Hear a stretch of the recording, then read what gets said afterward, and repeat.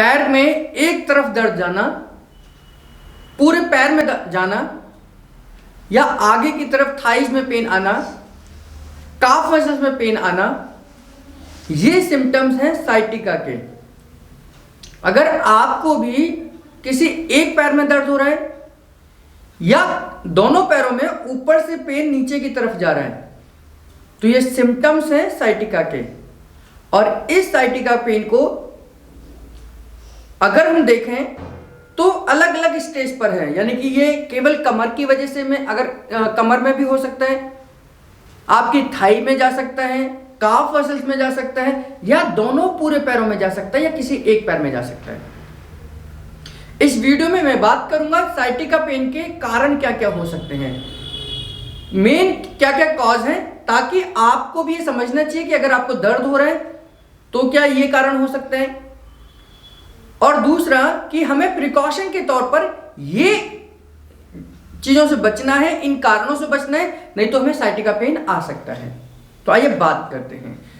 नमस्कार, मैं नवल किशोर, न्यूरोथेरेपिस्ट। इस वीडियो में हम बात कर रहे हैं साइटिका पेन को लेकर, और आपको बता दूं कि अगर आपके आसपास में, पड़ोस में, परिवार में किसी को साइटिका का दर्द है, कमर में दर्द है, तो इस वीडियो को उन तक जरूर शेयर करना। तो आइए बात करते हैं। तो साइटिका पेन यानी कि कमर दर्द, आमतौर पर ये कमर दर्द से ही शुरू होगा, यानी कि ये बैक पेन से ही प्रॉब्लम शुरू होगी। ये बैक पेन धीरे धीरे समस्या बढ़ने के बाद में फिर दर्द आपका पैरों में जाना शुरू करेगा। तो उसका मूल कारण क्या क्या हो सकते हैं? इंजरी का होना, यानी कि कभी आपको चोट लग जाना, एक्सीडेंटल इंजरी। आप बाइक पे जा रहे थे, अचानक से गिर गए, आप बाइक पे जा रहे थे, एकदम से झटका लग गया, आप बाइक पे जा रहे थे, स्पीड ब्रेकर से आपको पता नहीं चला, आप कार ड्राइव कर रहे थे, अचानक से झटका लग गया, कार का पहिया नीचे धंस गया। तो ये जो झटके हैं, इनको बोलते हैं हम इंजरी के केसेस में। तो ये इंजरी है जो इंटरनल इंजरी है, हालांकि ये इंजरी आपको दिखती नहीं है। तो इंटरनल इंजरी और इंजरी, ये दोनों कारण हो सकते हैं आपके साइटिका पेन के। दूसरा भी, जैसे मैंने आपको बताया, जर्किंग होना। जैसे आप चल रहे हैं सीढ़ियों पर और आपके ध्यान में नहीं रहा कि एक सीढ़ी ज्यादा उतर गई, तो एकदम से झटका लग जाता है। या कई लोगों को देखा जाता है कि वो जब सीढ़ियां उतर रहे होते तो एक लास्ट की सीढ़ी जो पौड़ी है वो एकदम डिसबैलेंस हो जाती है, या कभी अंधेरे में हमें ये लगता है कि हमारा प्रॉपर पैर जा रहा है और वहां वो गड्ढा होता है। तो ये जो जर्किंग की वाली समस्या है, ये जो झटका अचानक से लगता है, ये एक और कारण बनता है साइटिका पेन का।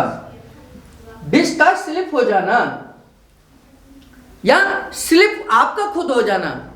आप चल रहे हैं, अचानक से पैर फिसल गया, एक पैर आगे चला गया, एक पैर पीछे चला गया। आप चल रहे हैं, एकदम से बाथरूम में फिसल गए। आप चल रहे हैं और अचानक से आपका जूता फिसल गया, चप्पल फिसल गया, नहाते समय फिसल गए। ये भी एक कारण हो सकता है आपके कमर दर्द आने और साइटिका पेन होने का।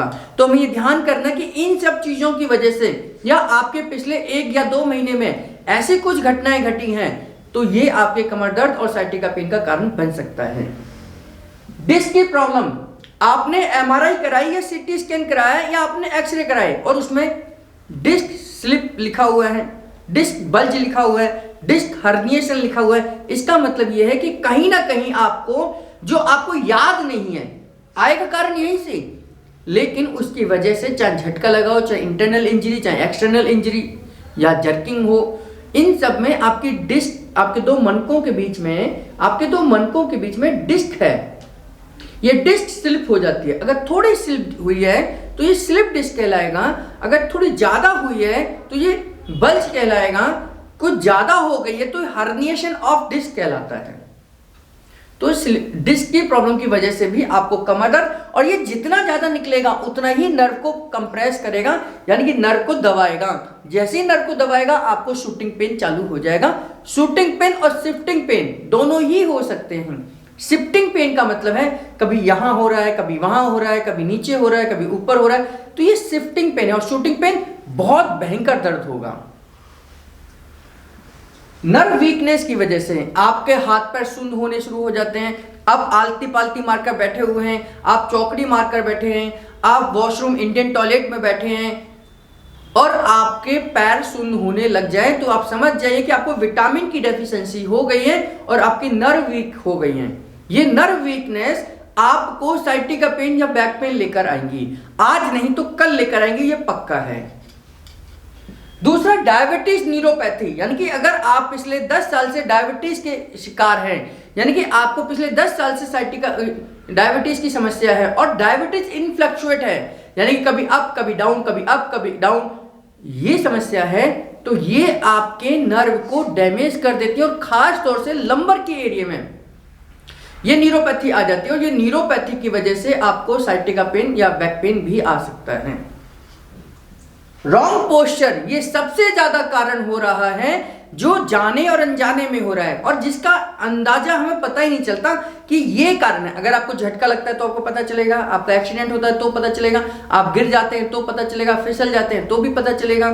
लेकिन ये रॉन्ग पोस्चर, ये रॉन्ग पोस्चर एक ऐसा वजह है, एक ऐसा कॉज है जो हमें पता ही नहीं चलता। जैसे आजकल हमारा सारा का सारा काम आईटी सेक्टर में कंप्यूटर पे हो गया है। अगर हम कंप्यूटर पे टेढ़े मेढ़े बैठे हैं, कई लोग ऐसे लेट के कंप्यूटर पे काम करते हैं, कुछ ऐसे झुककर करते हैं, कुछ ऐसे बैठ जाते हैं, कंफर्टेबली बैठ जाते हैं। कई लोग बात करते समय ऐसे खड़े हो जाते हैं, कई लोग ऐसे खड़े हो जाते हैं, कई लोगों को टेढ़ा पोस्चर।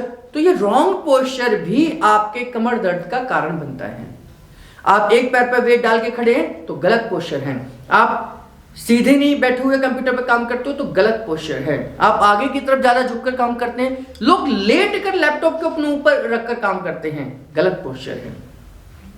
पैरों का सही संतुलन, यानी कि जब आप खड़े हो दोनों पैरों पर बराबर बैलेंस होना चाहिए, जब आप बैठे हो दोनों पैरों पर बराबर बैलेंस होना चाहिए, आपकी स्पाइन बिल्कुल सीधी होनी चाहिए।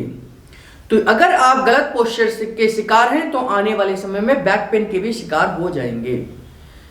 तो ये कारण है, मुख्य कारण है जिनको हमें ध्यान करना है, नोटिस करना है। अगर आपके मन में भी कोई डाउट है, आपको कोई और कारण ध्यान आता है या आप ये पूछना चाहते हैं कि इस कारण से भी कमर दर्द हो सकता है, तो हमारे कमेंट बॉक्स में लिखें।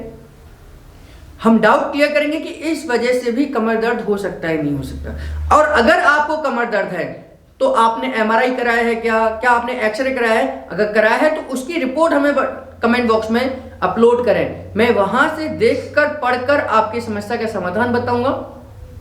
नहीं तो हमें आप पर्सनली भेज सकते हैं, आपके स्क्रीन पर हमारा नंबर चल रहा है, यहां पर आप व्हाट्सएप करें, कॉल करें, एसएमएस करें और अपनी समस्या को हमारे साथ साझा करें। कमेंट बॉक्स में लिखेंगे तो भी यहां पर मैं पढ़कर आपकी समस्या का समाधान बताऊंगा। तो साइटिका पेन बहुत भयंकर, शिफ्टिंग और शूटिंग दोनों ही तरीके से ये परेशान करती है, तो इससे केवल हम बचाव कर सकते हैं अपनी सजगता से और इसकी सही जानकारी से। मैं उम्मीद करता हूं इस वीडियो में आपको साइटिका पेन के कारण समझ आए होंगे। वीडियो को शेयर करें ताकि लोगों को समझ आए और लाइक करें। चैनल पर अगर आप हमारे नए हैं तो सब्सक्राइब करना ना भूलें। आपका बहुत बहुत धन्यवाद।